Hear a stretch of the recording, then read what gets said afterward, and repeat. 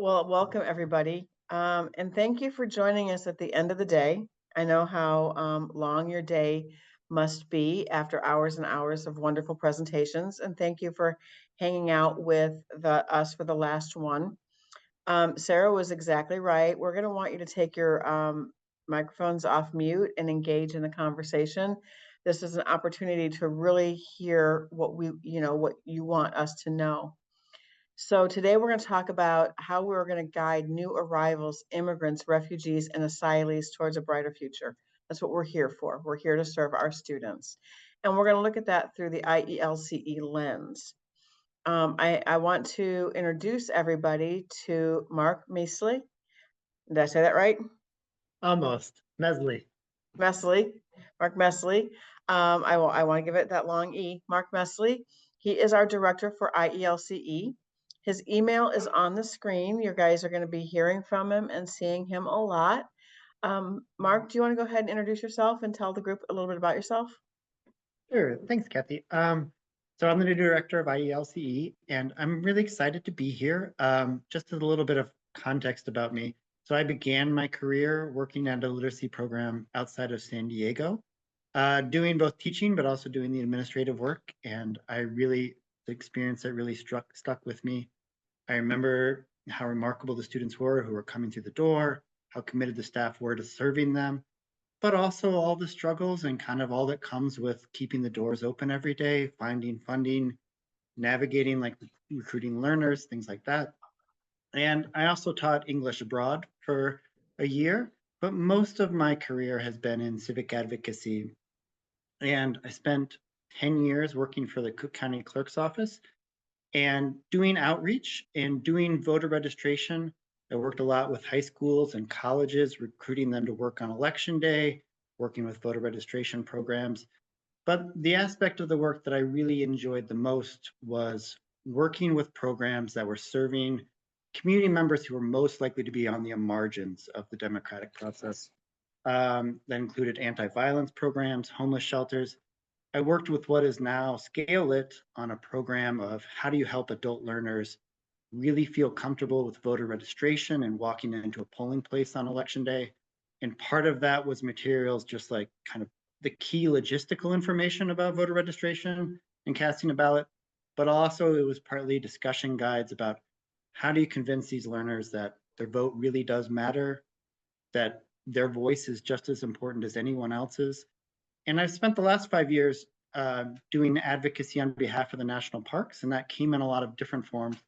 But part of it was how do you help people who have never done advocacy before walk into a room with a senator or congressional representative and really tell their story and speak about what matters to them and why they're committed to this issue in a way that's really going to resonate. And we were advocating for national parks, but we wanted those lessons to be transferable to whatever issue that they cared about in the future. And so Kathy's going to be leading this discussion as I'm only 2 weeks into the role and still in learning mode, but I'm really looking forward to working with all of you and learning more and hearing more today about how I can best support and serve your program. So feel free to reach out to me at any time. I'm happy to grab a virtual coffee. Thanks. So I think you guys are all going to love working with Mark and his commitment to service and another servant leadership role. And today, this is really about you guys. So we're going to go to the next slide. So we've already had an opportunity to introduce Mark, but we're going to talk about the 4 required components of IELCE programming. We're going to talk about a few of the promising practices in IELCE. We're going to look at some relevant ICAPS, and then we're going to talk about some promising practices for braided funding. But most of today is for you telling us what you need, okay? We want to push out and share important information so you understand policy and what the law says and what we're trying to get to, but we want to hear from you and what this looks like, okay? Next. Okay, so I'm going to watch the chat, but you can come off of mute. But what do you want ICCB to know about your programming and your program delivery? and what do you want to learn from today? So again, really, what do you want us to know so that we can help you and support you? And then what do you want to get out of today? So I'm going to give it to you guys to share your thoughts. Well, I think we're going to hit all of your needs perfectly today because nobody has anything specific they want to learn, or they have any questions for me. So we're going to be spot on with everything we do. All right, next slide. We want ICCB to know students in IELCE make incredible skill gains in language, career preparation, and civic engagement, but they're not reflected in Best Plus in the MSGs that you capture from the Best Plus. Okay, so you're sharing with us that the immigrants are making progress, but not necessarily in the current measurable skill gains that we have available to us. Okay. All right. So what is the point of IELCE? The entire purpose of this funding stream is to really bring immigrants forward and support their civic, their linguistic, and their economic integration into this country. We're here to help them become integrated and immersed in our culture, holding onto their culture, holding onto their language, as that's part of their human dignity to be able to reflect where they come from, but to also have the tools and resources and knowledge to live in this country as well. We're here to help them for this funding stream. We are here to help them in their roles as parents, workers, and citizens through the work that we do.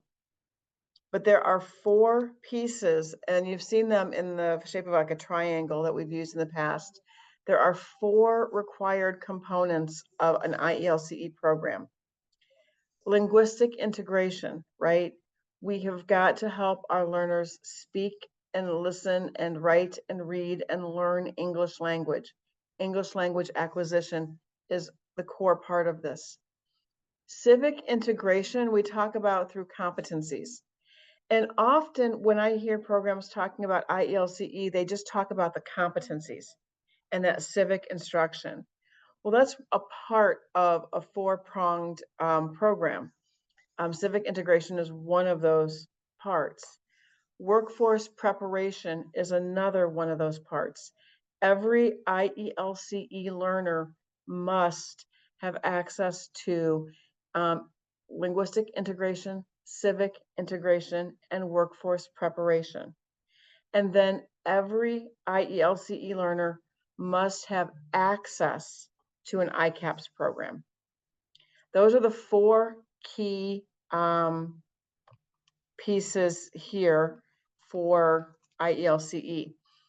There is a question in the chat about how to potentially increase IELCE funds. So I will address that before we move forward. We receive federal funding through a formula at the Department of Education. They use census data, the American Community Survey data, and they use immigration trends from legal immigration coming up from both the census and the Homeland Security data on immigration.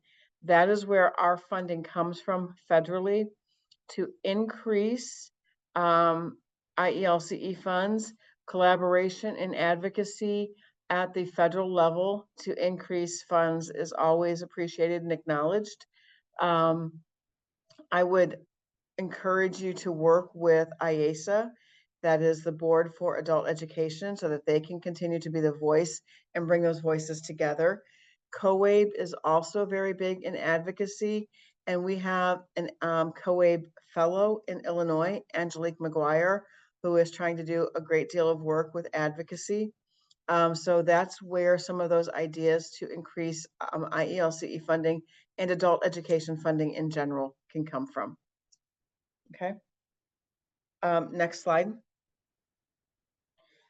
Okay. Linguistic integration. This is our English language acquisition, and currently it is measured through a pre and a post testing with an NRS approved assessment.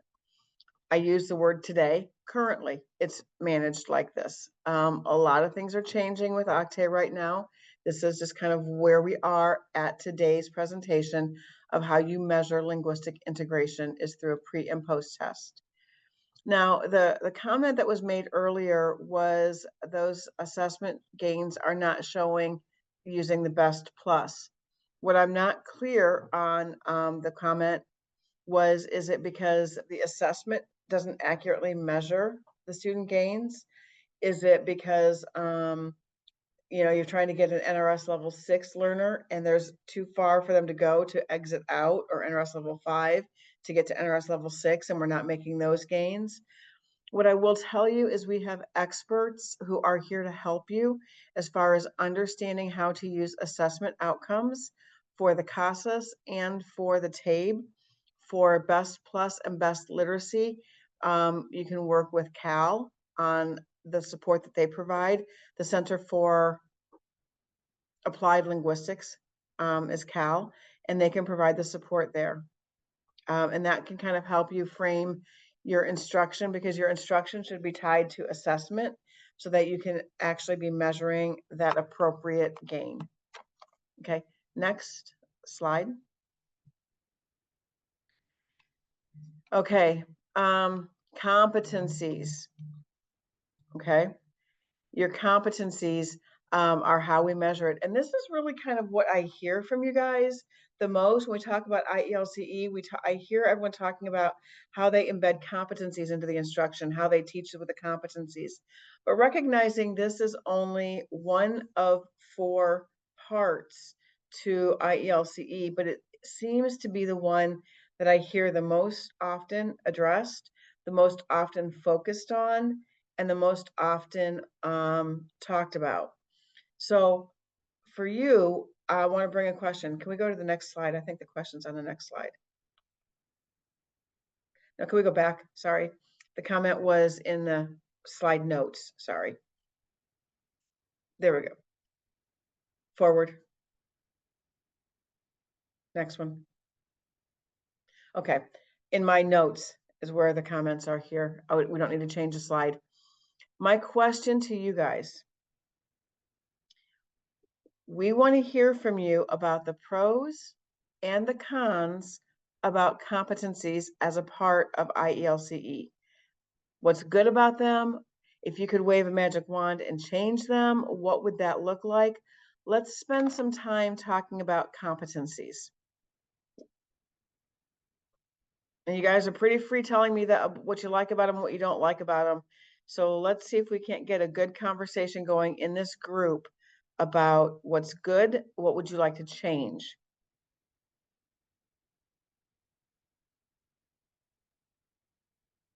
Anybody in here has the option to unmute and talk if you'd rather, or you can put it in the chat, but everybody can unmute themselves.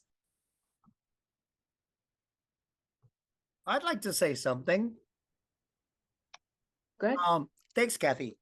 So yeah, since I'm teaching the level 5, which is the pre-bridge course, and we use Standout 5, there is a great, there's an excellent alignment with the course material, from the course material to the competencies. So our students in that class or in that course have no problem achieving a good number of those competencies. My only question is, those competencies haven't changed in many years. Are they being looked at to perhaps, maybe updating or enhancing? What do you think? So we've had a few requests over the years about somebody wanting to add a competency or discuss a competency. But tell me, what does that look like? What would you like to see in those competencies as you're thinking about whether we should increase the types of competencies? What does that look like for you? That's a good question. Off the top of my head, I don't have the answer. But I'm thinking, I know we have the employability skills, which is a major component. The civic engagement piece, I'm just kind of thinking out loud. I don't want to take too much Mhm. time doing that. But if you could give me a little time to think about and maybe formulate a better response, Absolutely. I would love to, write it down. Absolutely, absolutely. This is not a conversation that's going to be a one and done. We're going to be talking about this for a long time with you so that as we continue to evolve and expand our IELCE program, your voice is at the table and you can talk about kind of whatever it is that you think that is going to be impactful for us. That's fantastic. Thanks, Kathy. What else? I do hear a lot of you guys telling me that the competencies are very time consuming. They're an administrative burden. So can we talk about some of that? I can respond to that too. On my end, no, I don't see them as time consuming at all because the alignment is there. So it's almost it dovetails very beautifully. I'm not sure about other programs, but I can just speak for what I do. Okay. Does anybody else here have any desire to change or think about competencies as it relates to IELCE? Okay, there's a great comment in the chat. Some of the democratic processes, voting, citizenship things can come across as prescriptive, like we're telling you that you should want to be a US citizen. Okay, okay. So your comments about some of the competencies are very prescriptive and okay. So we should look at the language that we use and what the purpose of those are. Okay.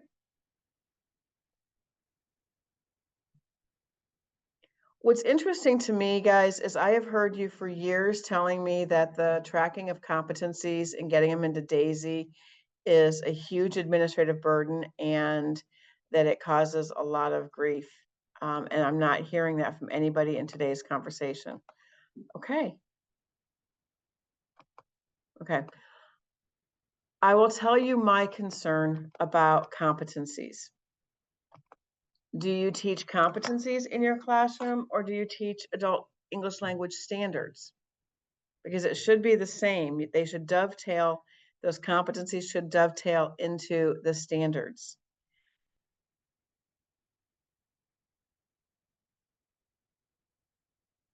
I'm not here. Okay.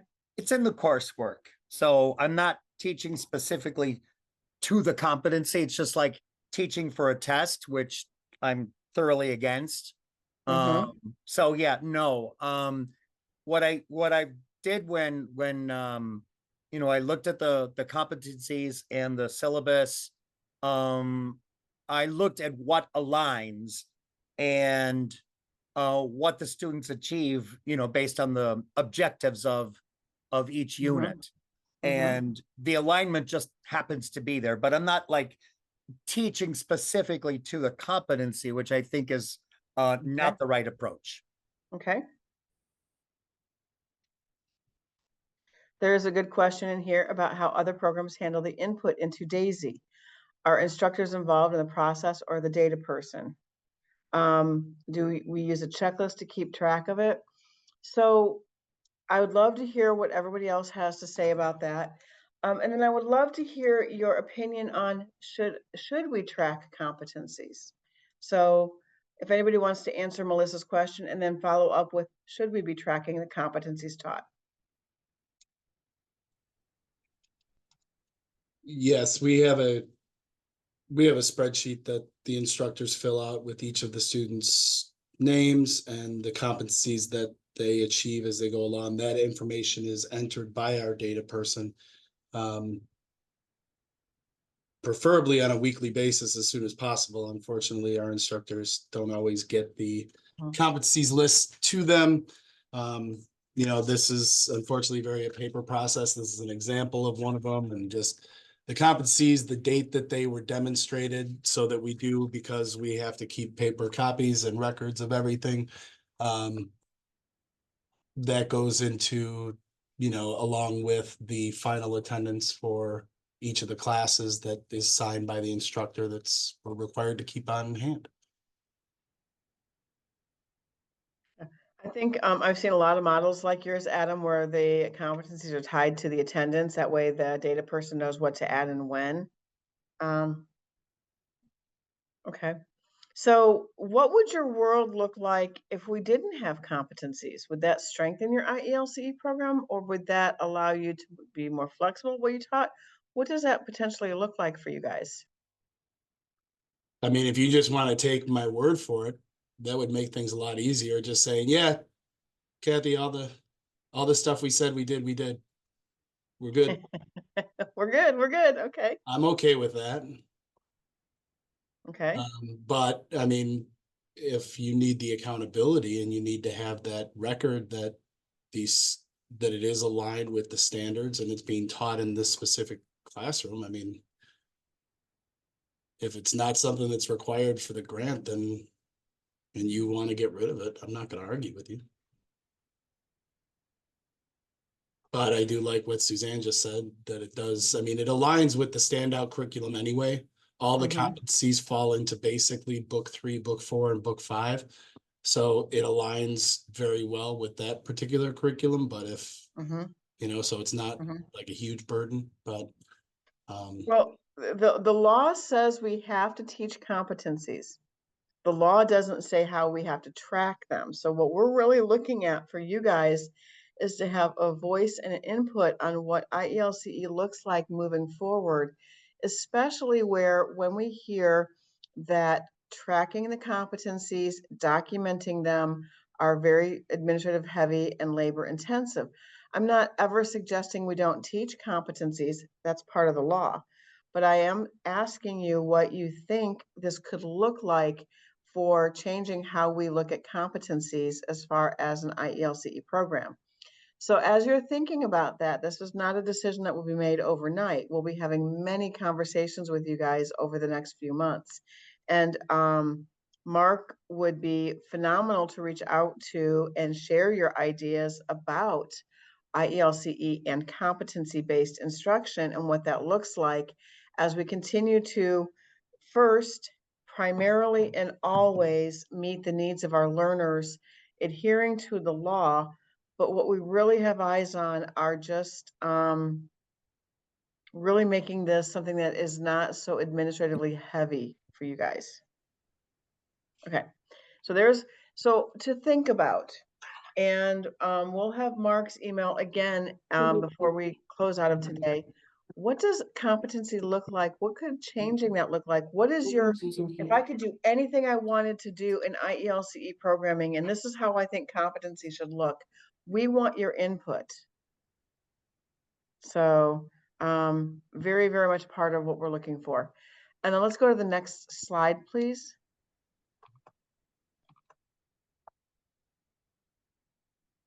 Okay. This is not going to surprise anybody. The key, we are part of the Workforce Innovative and Opportunities Act. Every move that we make is designed to prepare our learners for sustainable employment, sustainable and safe employment. That every move we make, somebody's watching you. Sorry, nobody got that joke either. I feel like I'm a police song that's running in the back of my brain. Every move that we make throughout the year with our students is to help them build their foundational skills or their English language learner skills so that they can become productive members of a society with sustainable employment. And yes, I do hear that our students are very much more than just employees, and I would 1,000% agree with you. But this funding stream is tied to ensuring that individuals have the ability to become employed. That is literally what the Workforce Opportunities Act is designed to do. So as we look at workforce preparation, employability skills are essential to teach into our IELCE classrooms. And they are essential because our individuals need to be able to be employed and maintain employment in this country. We do that through bridge programming and through workplace literacy programming, ICAPS as well. So for bridge programming, I would love to see what you guys are doing for bridge programming, and then I'll share some promising practices. But I'd like everyone in the room to share at least one thing that you're doing at your program for IELCE learners for bridge programming.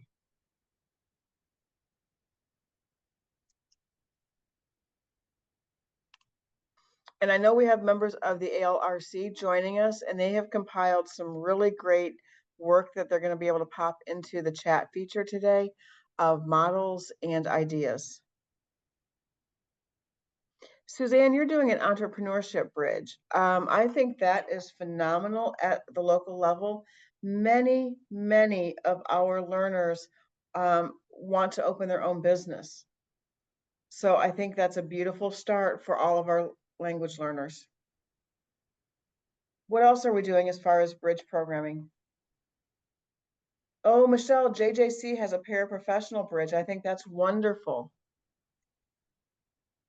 Okay, wow. Manufacturing, healthcare. What is an AOT bridge, Jarrett? What is AOT? Sorry, Administrative Office Technologies. Okay, okay. Okay. Are these bridge programs that you have at your institution and you're opening them up for IELCE learners, or are these specific for IELCE learners?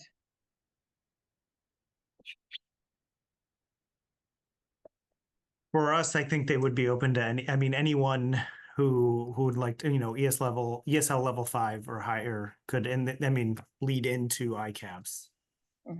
Okay. Okay. And Michelle's got hers open to all, and yours is open to all, but it's targeted for some of those higher language learners. Okay. Okay, so here's where I'm seeing a lot of the bridges open to all, but you're looking at your traditional audience are your level 5 to level 6 English language learners because they have more of a command of the English language in these conversations. So let me ask you, what does a multilingual approach then look like? And I know, Jenny, you and your team, the ALRC, has showcased some of the multilingual approaches. Can you please put that document in the chat if you have it accessible? Okay, so there is a lovely document that's in the chat that they have shared. I'd like you guys to grab that one. And they're, oh, it took me to the transitions page. Oh, spotlight flyer, there it is.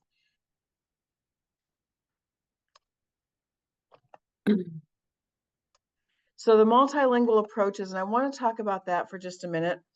PuiTalk has an ICAPS Model 2 in food service management, and they're working with students already in the food service industry so they can advance their career. And what's really cool here is they're also looking at those individuals who want to open their own business.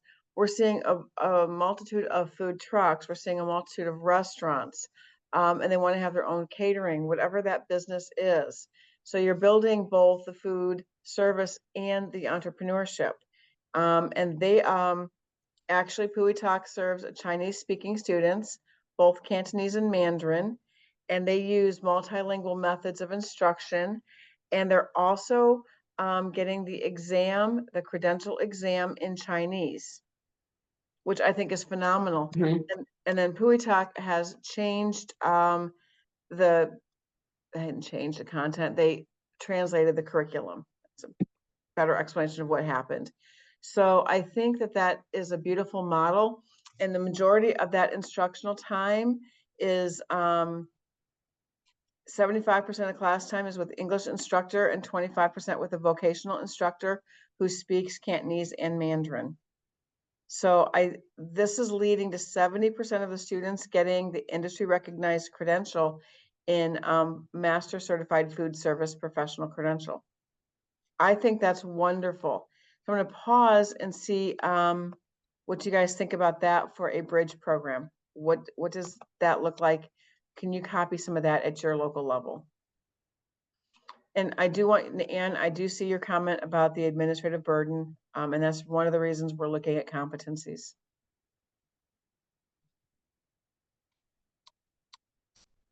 There's another question about using the curriculum and what that looks like. So I am looking at all of those. for everything, okay?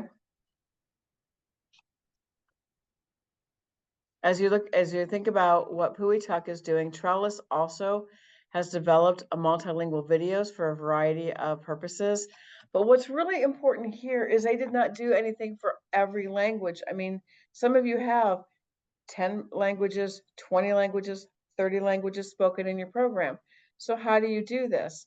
What I like about Trellis's model is they really kind of looked at the data and said, oh, here are the most common languages in our program. And they transcribed and transformed resources into those native languages. And that was really important and valuable for those learners. And then World Relief in a multilingual approach is using translation services for the recruitment, registration, and enrollment to foster student success. They offer native language supports in digital literacy, classroom logistics, success coach mentoring, and industry-specific content to ensure comprehension. So that's another model for that multilingual approach. When you're looking at bridge programming or workplace literacy programming, building in this multilingual approach can be incredibly valuable to your students. So I want to pause and I'm going to give you guys time to share with me what idea just resonated with you. What idea would you guys need support in implementing?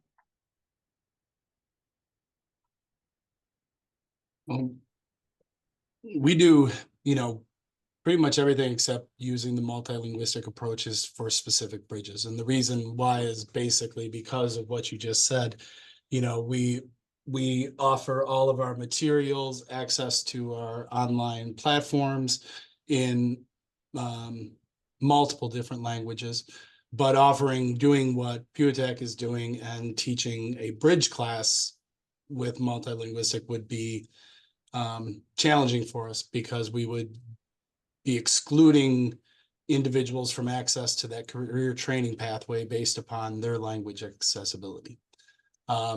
So for instance, if we are piloting some multilinguistic classes at our lowest levels, where we're able to group individuals based upon language in a more homogeneous classroom environment. But because of the bridge and the ICAPS programs, offering that and that multilinguistic approach, I think would be more exclusionary than it would be inclusionary for our program, because the students that do not speak that other language would then be excluded from benefiting from that approach. So I don't foresee that we would be doing anything of the career training or bridge training program in that multilinguistic thing, but obviously we want to be inclusive as possible. So we do offer as much as we can. Our staff, we have staff members that speak pretty much all the dominant languages that we serve. But for us to be able to do that in a career training program, I think would be more of a disadvantage for our students. Well, I think, but I like one of the things you said, because you're working with what's best for your program and your students, and you're not going to do everything. You're going to pick the ones that work best for you and what works best for your students. And that's where your focus is. Very student-centered, very student first. Okay, I like that. Who else wants to share their thoughts? Okay, guys, are we quiet because it's the end of the day? Okay, okay. We're going to go down to the next slide then.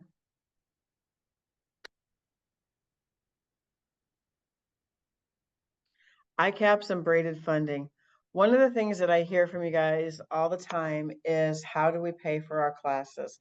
And one of the things we wanted to talk about was some of the policy changes we've had in the last couple of years and how to support some of these classes. It is possible, if you have a student who was an English language learner who still needs English language supports, but they have passed out of English language assessment, you can still use IELCE funding for that program, for that bridge, and or for that ICAPS. Because just because they're now moved into an ABE level type of instruction they still need English language supports.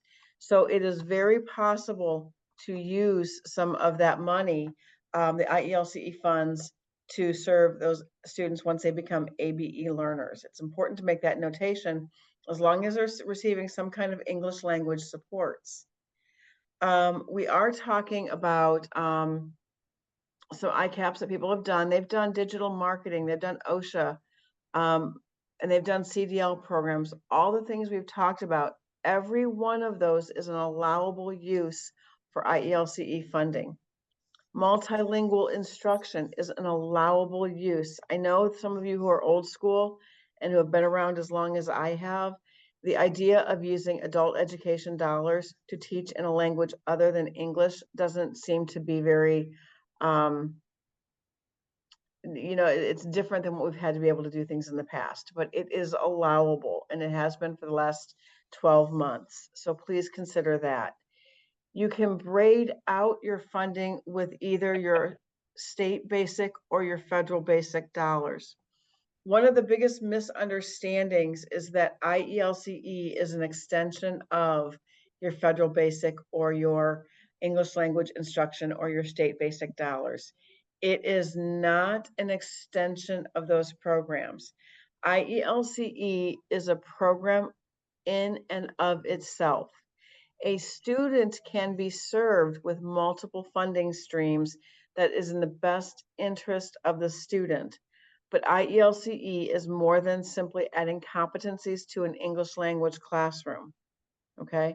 So as you're looking at ways to do this, you're looking at, here's my funding for these core students, and we're gonna serve 50, 100, whatever number that student is.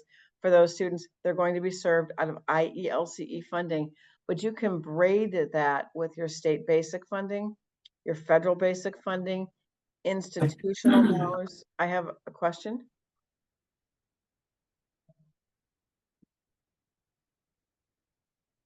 Okay, sorry, I thought I heard a question in there. And we can fund all of these things. You can braid that, use 51% of IELCE funding for the classroom, and you can braid that with 49% dollar general literacy money, institutional money, Secretary of State literacy money. Any of those funding streams can come in and pay a portion of the course. Natalie, the question in the chat is, do we know which Illinois Secretary of State literacy funding opportunities could be utilized? I cannot speak for Illinois Secretary of State literacy and their rules. What I am familiar with is that they do have workplace literacy. If you've written for that particular funding and you've received that, you could use your workplace literacy if you're working with English language learners and blend those two funding streams to make an IELCE classroom on a work site. Some of their funding is for tutoring. You can have tutors in the classroom and have small group tutoring to help those English language supports for those individuals who are now getting funding out of state basic or federal basic money to support them because they're ABE learners, but they still need English language supports. So working with the volunteer tutors through the Secretary of State program could be another way to extend those dollars. Yeah, the adult volunteer literacy grant could be, like I said, bring in the volunteer tutors to do small group. And that could be a way to support those learners to maintain the multilingual approach, to increase and their student supports through the use of that grant. But you would need to check with Secretary of State's office on that one. There is a question. The braided IELCE funding must be 51% for the class students to be counted towards IELCE grant metrics. So IELCE does not have different metrics than the adult basic education grant. You still have to achieve a certain percentage, 41% of the learners combined in your program to make an education functioning level or another form of a measurable skill gain. We still have to have 31% of the individuals reach employment second quarter and fourth quarter after exit. We still have targets for credential attainment. The IELCE program blends in with that, okay? That's what that is. The 51% metric, really, to be quite honest, guys, if I were you, I would have a blended funding stream when possible. I would use 51% adult ed, state basic or federal basic for the classroom and stretch the dollars out with IELCE funding, because the certified units of instruction are the ones that go into your funding formula for your state basic and your federal basic grant. And if the class is paid with 51% of those funds, it applies to that funding formula. How you're funded for IELCE, if 51% of the class is funded by IELCE dollars, we count those attendance hours. So you have to think about where you're going to get the most bang for your buck in how you set your dollars up. So for IELCE, they get, if the class is paid 51%, then that's how we apply it to the funding formula for IELCE. And 51% for units of instruction is how we apply it for the adult ed side of the house. Sorry, could I follow up then with just the clarification there? So let's say I have IELCE funds at 40% and Fed Basic at 60.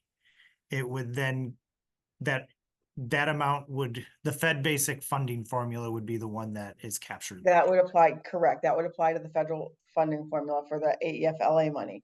But if it was 51%, it would apply to the IELCE funding.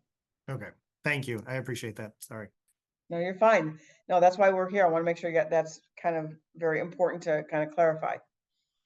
There is a question in the chat to me about an English language student who wants to pursue a certified nursing assistant program at their college.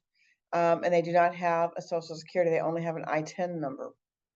I have not heard of a community college that allows that without a social security number. However, School District 116, that is Shauna Shorer, and they run a CNA program that is very successful for their English language learners using the I-10 number. So let me know who your program support is, and we will connect you with the Shauna's program so you can see what that looks like. I'm not familiar with a community college that works with, but I will also tell you that every community college now has a liaison for immigrants, and I don't know what they're calling them because they're in different, like some places they house that position in financial aid, in some places they house that in their wellness centers, in some places they're housing it in adult ed, but there is a requirement now that all colleges have a liaison for English language learners, and that would be where I would see it in the community college system. So just message me who your program support is and we'll connect you with the program that does it.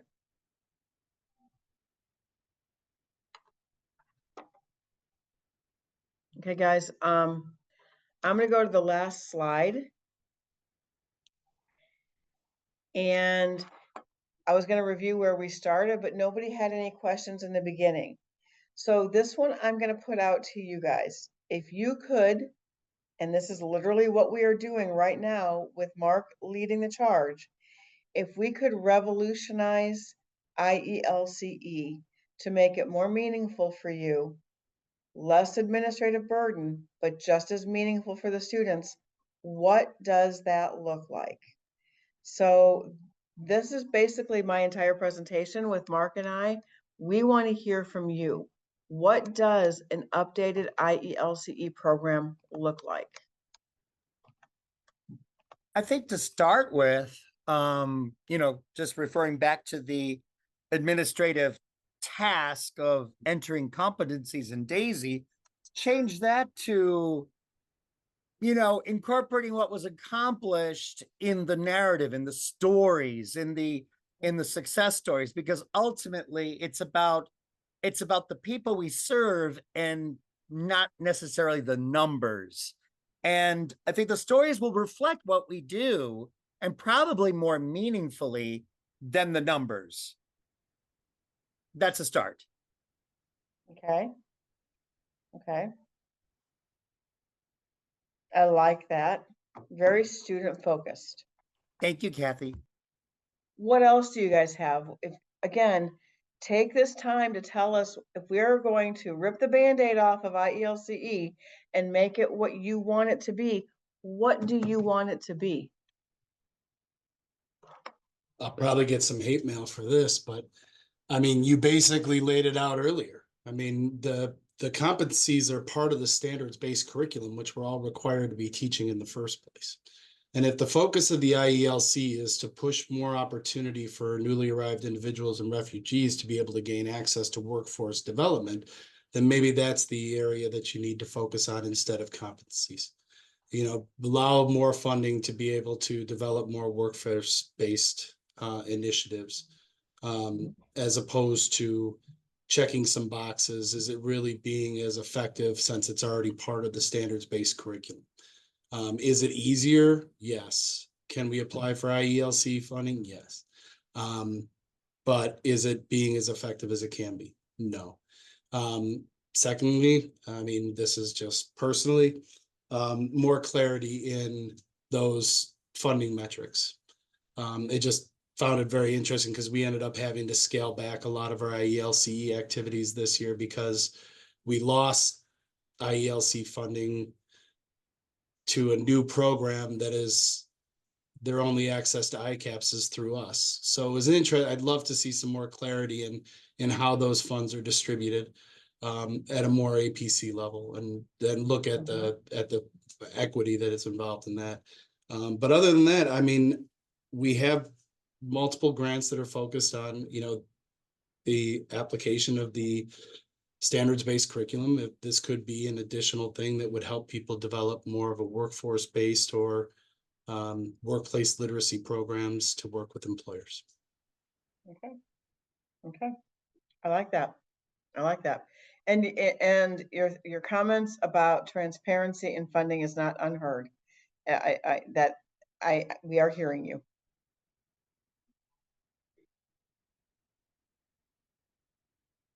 Yeah, there was a comment from somebody else that says their funding decreased even though they had successes with IELCE in the past. Yes.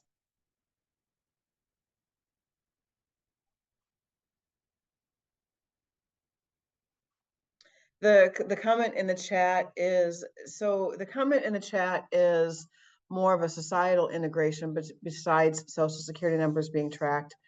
And I will tell you, we're at kind of an intersection here that's very interesting. We are required by law to meet certain metrics. One of those is employment second quarter, and another one, employment fourth quarter after exit. We did not meet that metric this year. We were within the 90% threshold, but we did not meet the expectation for employment for second quarter. And that is because the only metric way we have of matching that is through Social Security numbers. I've been very transparent in the last 18 months that I don't want to do surveys. I have another plan that we're going to try, but right now it's not looking promising, which is rather unfortunate. There might be a time where we have to start thinking about surveys, but the reason I am so very hesitant to do a survey is quite honestly because that expense goes to the program. That becomes what the program has to do. And as we've already clarified, we had $1 million less in IELCE funding because of the carryover, and we don't have any more carryover. So we're about $1 million down from where we were last year. And that outcome really was impactful in the allocation process this year. Overall, we're about $3 million down in carryover, about 2.4 in AEFLA, and about 1 million down in IELCE. And I'm not saying we're not going to do surveys. I am very hesitant. If we do them, it's going to be the last idea that we have, only because of the administrative burden and the cost. So, because a survey requires a very specific cadence and tracking process that is very time consuming. But I do hear you, Linda. I do hear your comments about, you know, we know that there are other types of gains that we're just not capturing. So that comment is recognized and heard. All right. To my ALRC, do you guys have any comments about IELCE and what you see? How would it be more impactful if we made some changes in it? Well, I think there were interesting comments made today about perhaps looking at the tracking requirement. I mean, obviously civics is required by law, but it's our state that has decided to do the tracking. So I think that's a ripe area for exploration. And now we have Mark, so this is awesome. Yeah, I do. California has a very interesting model that doesn't require ongoing tracking of competencies, as do a couple of other states. So we're looking at that to see where we can both meet the expectations of the law and lessen the burden, because at the end of the day, the most important part of our conversation is how are we impacting our students' lives, right? In a meaningful, productive way that is aligned with our funding expectations. Guys, do we have anything else anybody wants to share? You guys have been the quietest group that I've ever had in a meeting where I said, if this looked like anything you wanted it to look like, what would it be?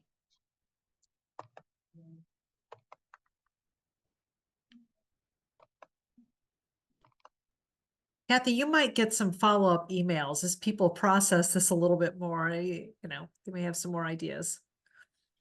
I would ask that those emails go to Mark. I saw he put his email in the chat. You guys are going to have a champion in Mark as he leads this, and we start looking at everything you've asked for, ways to increase funding, transparency in our funding, and lessening the burden.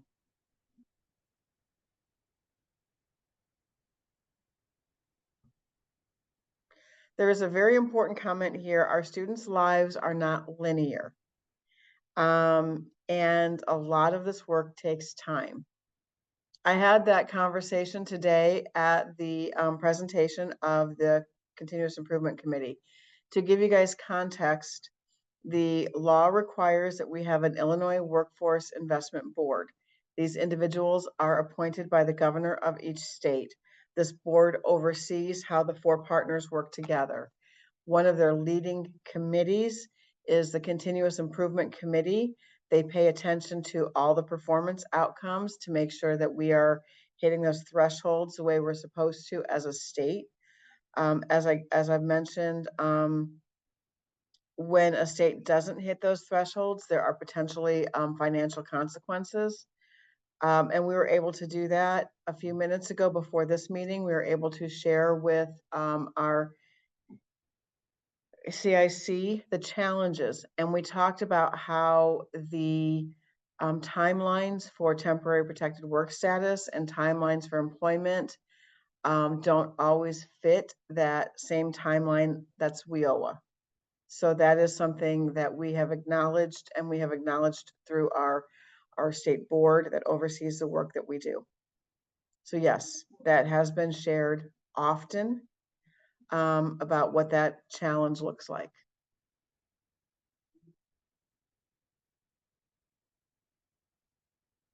Okay, guys, I'm at the 4:15 time. I am sure that you guys are all just mentally exhausted from a day of a lot of wonderful information coming at you about how things can happen, models of peer-to-peer sharing, models of great work, ways that we can support you. I am going to give you guys the rest of your evening to enjoy, and thank you, Mark. I love doing this work, but you're going to be seeing more of Mark than you are of me as he takes the leadership of this particular grant, and great things are coming with the support of the ALRC. Great things are going to be happening. I hear your concerns about funding. We are in the funding cycle right now where we're preparing our budgets and our requests for money. Those are happening federally and at the state level. As always, we're asking for the sun and the moon, and we'll see what we're going to get out of that. And we're going to keep pushing forward. So I will hang on for anybody who has lingering questions, but if your goals have been met, sign off and enjoy the rest of your wonderful evening.